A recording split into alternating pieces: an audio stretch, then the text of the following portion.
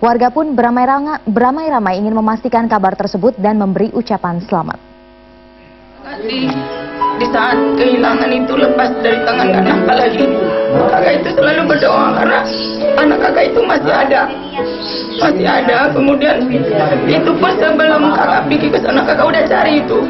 Kami cari sampai ke Tapatuan, sampai ke Jeram, kemana-mana lah kami cari anak itu. Jamalia, warga Melaboh, Kecamatan Johan Pahlawan, Kabupaten Aceh Barat tidak dapat menyembunyikan kebahagiaannya setelah kembali berkumpul dengan anaknya yang sempat hilang saat tsunami menerjang Aceh 10 tahun silam. Raujatul Jannah atau Weni yang kini berusia 14 tahun adalah salah satu korban yang saat itu diduga meninggal dunia diterjang tsunami Aceh. Ia ditemukan oleh keluarganya di Pulau Banyak, Kabupaten Singkil setelah mendapat informasi dari warga setempat. Setelah terpisah dari orang tuanya, ia dirawat oleh orang tua angkat di Pulau Banyak. Jamalia mengatakan sebulan terakhir ini semakin intensif mencari keberadaan anaknya. Ia bahkan sempat menyebarkan foto anaknya ke perkampungan dan pelosok pulau.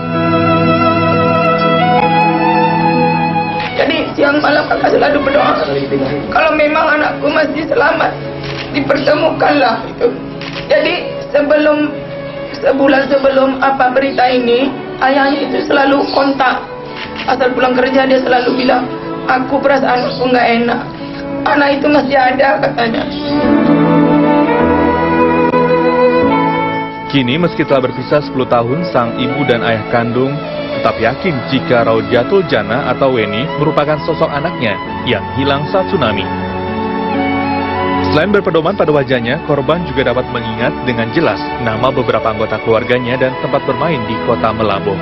Dari Melaboh, Kabupaten Aceh Barat, Arif Fahmi, Metro TV.